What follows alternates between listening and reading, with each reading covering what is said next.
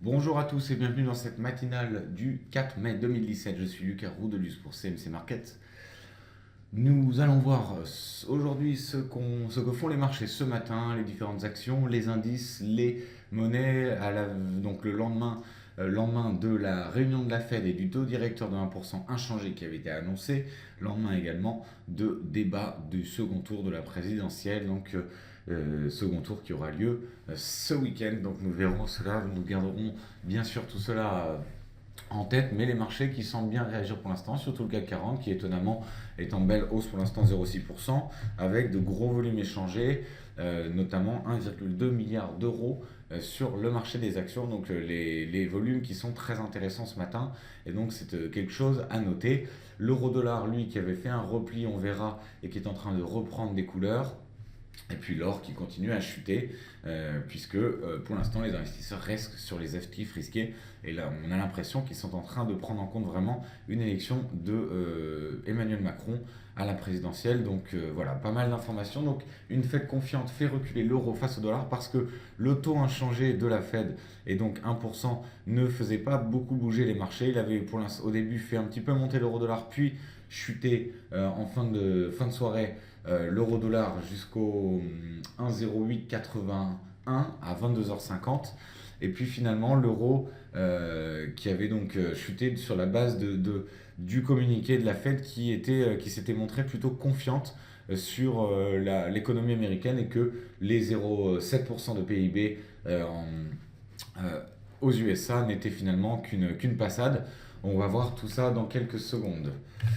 L'avertissement sur le risque, donc, pour rappeler que cette vidéo est à caractère purement informatif et que ce n'est pas un conseil en investissement. La matinale, donc, avec le sommaire, les marchés et macroéconomie, actualité palmarès actions, statistiques économiques passées et à venir, reconnaissance de figures graphiques et questions-réponses. Donc le CAC qui semble se maintenir au-dessus des 5300 points et qui se maintient même très bien puisqu'il est en train d'aller chercher de nouveaux plus hauts. Donc on est extrêmement positif sur le CAC 40 à l'heure actuelle et on le verra, donc le canal haussier sur lequel nous sommes est en train d'être dépassé. Donc on est sur une vraie tendance positive sur le CAC 40. 5340 points à l'heure actuelle. Le DAX qui a passé les 12 530 points puisqu'il est... Et donc c'était un niveau que l'on surveillait de près et qui continue son ascension puisque nous sommes sur les 12 610 points, lui aussi en train de toucher le haut de son canal haussier. Donc on va voir si on passe les 12 620. Vraiment, on sera sur une très belle tendance sur le DAX à quelques jours de l'élection présidentielle.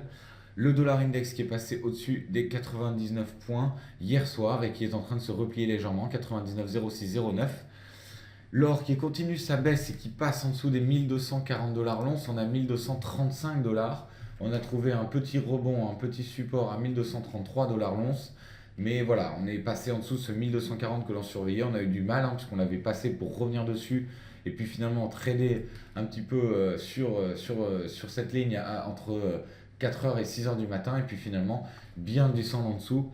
Ensuite, puisque les actifs risqués sont recherchés, l'or n'est pas une valeur recherchée, donc pas mal de chute sur cette sur cette matière première depuis plusieurs séances. Le pétrole WTI qui travaille désormais une résistance à 47,10. Donc on est à 47,12, 47,15 à l'heure actuelle. Alors c'est plutôt un support qui est travaillé, non pas une résistance, pardon. C'est un support qui est travaillé à 47,10. Niveau qui était assez important, on l'avait signalé. Déjà le 2 et le 3, on les a touchés. À chaque fois qu'on l'a touché, on rebondit dessus. Mais le pétrole qui est en chute ces dernières semaines et qui donc pourrait continuer sa baisse si on venait à vraiment casser ces 47,10. L'euro-dollar, lui, qui a cassé son support à 1,0940 et qui finalement est donc remonté, 1,0904 pardon, et qui donc est repassé au-dessus à l'heure actuelle, 1,0915, et qui pourrait très bien repartir dans des zones un peu plus intéressantes, puisqu'on le sait, l'économie sur la zone euro est assez bonne. Dans les actualités macroéconomiques, donc la réserve fédérale qui a maintenu ses taux inchangés et tenu un temps encourageant sur l'état de l'économie américaine, en estimant le ralentissement qu'avait connu la croissance au premier trimestre à 0,7% en rythme annualisé devrait être temporaire. Donc voilà, beaucoup de positifs dans cette déclaration.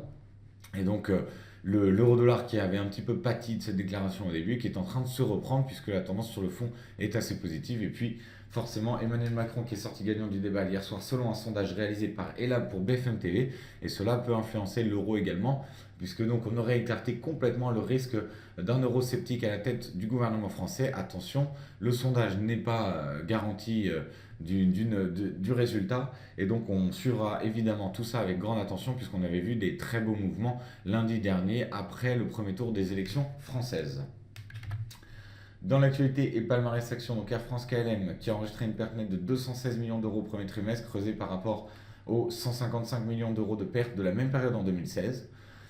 Alstom qui a publié un bénéfice net de 289 millions d'euros, c'est en baisse par rapport aux plus de 3 milliards d'euros enregistrés l'année précédente grâce au produit exceptionnel de la vente des activités énergie à General Electric.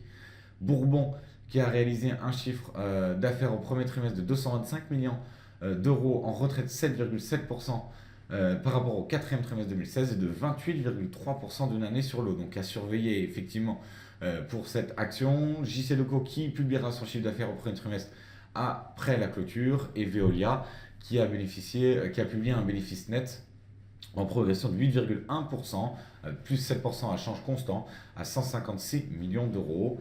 Dans les meilleures performances, on retrouve Veolia à nouveau, AXA, Total, Accor, Pernod Ricard. Et puis dans les moins bonnes, on a des bancaires avec BNP Paribas, Société Générale, donc pas mal de ventes. On sait que notamment il y avait l'État belge qui se séparait de pas mal d'actions sur BNP Paribas, et puis Lafarge Holcim, Capgemini, ArcelorMittal, on l'a vu, donc voilà, à suivre dans le secteur de l'énergie également.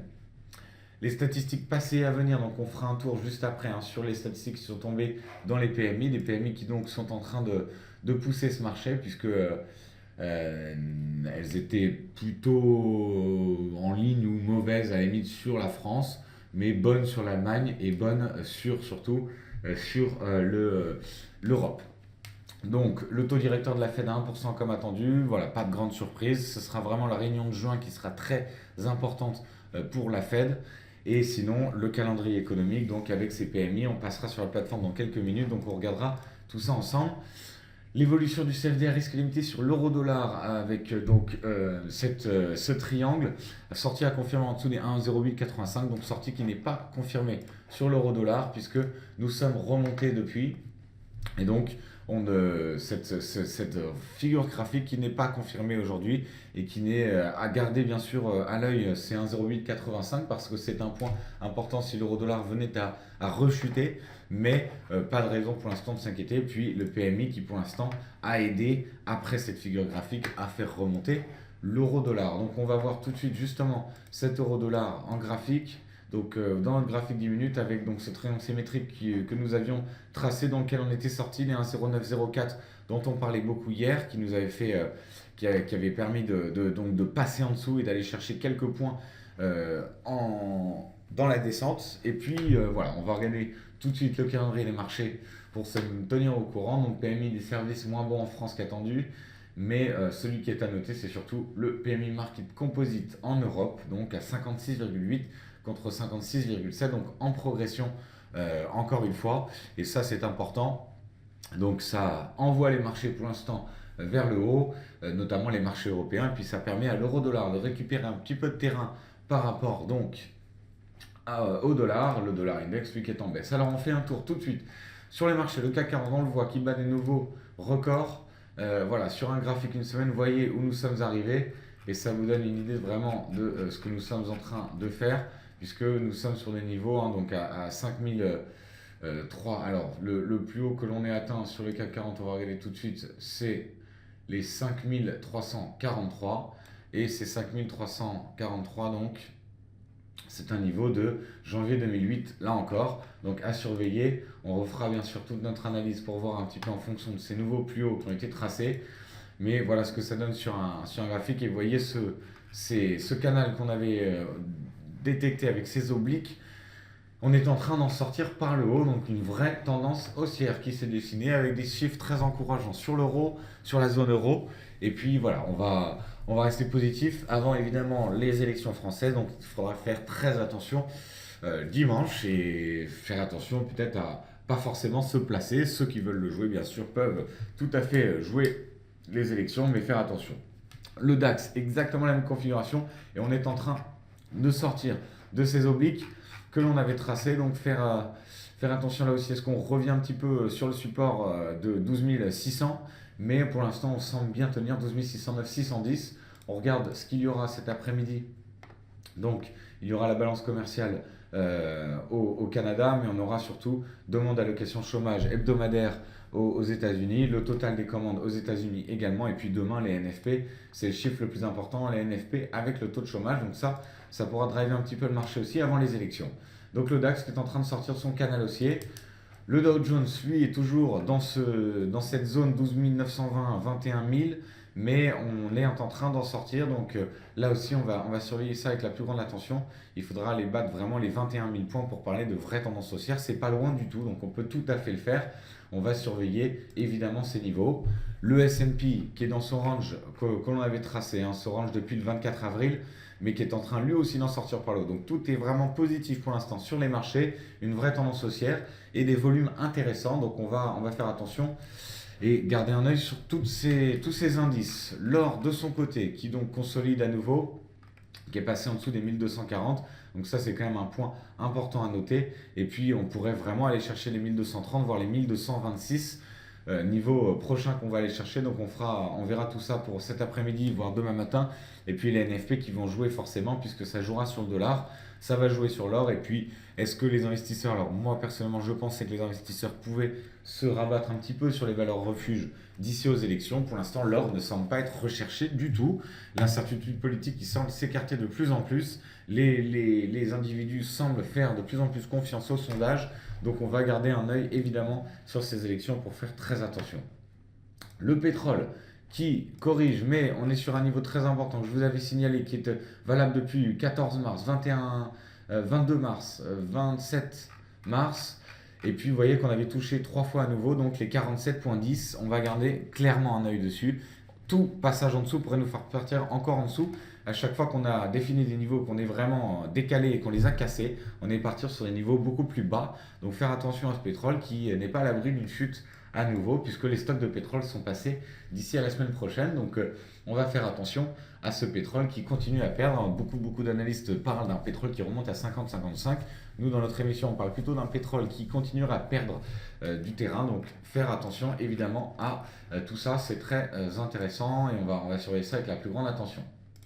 L'euro-dollar qui est toujours dans sa tendance haussière. Voilà, avec ces points que l'on avait touchés. Et donc, on a en horizon beaucoup plus court terme les 0,950 qu'on cherche toujours à aller chercher. Ça, c'est une certitude. Avant ça, il faudra aller chercher les 1,0930. Mais en tout cas, on est passé au-dessus des 1,0904 donc, que je vous signalais hier et qui donc avait été un point très important puisque à la publication des chiffres donc du taux directeur de la Fed, on avait touché à 1,094 pour rebondir vraiment dessus. Et finalement, on était passé en dessous pour vraiment aller chercher assez bas, 0,874. Donc attention, tout de même, ces niveaux sont très importants. 0,904, j'attire votre attention là-dessus. Et puis pour terminer, le dollar index donc, qui a repris un petit peu du poil de la bête. Depuis cette nuit, depuis hier soir, puisqu'on était à 98, même 99 hier soir, on est à 99,11 à l'heure actuelle, mais on était passé au-dessus des 99,30. Voilà, les 99,21 qui sont importants, les 99,07 également. Tout passage en dessous de ce niveau pourrait nous amener un peu plus bas vers les 98,80. Je vous retrouverai dès cet après-midi dans le quart d'heure US. Attention donc aux valeurs qui vont tomber aux USA et puis les NFP surtout demain dont on fera un live directement donc au moment de la donnée de la valeur. Donc je vous retrouverai à ce moment-là. Cet après-midi 15h45 le quart d'heure US et d'ici là faites attention dans votre trading, restez prudents et je vous souhaite à tous un très bon trading et une très bonne journée en ce 4 mai 2017. Merci à tous, bonne journée, au revoir.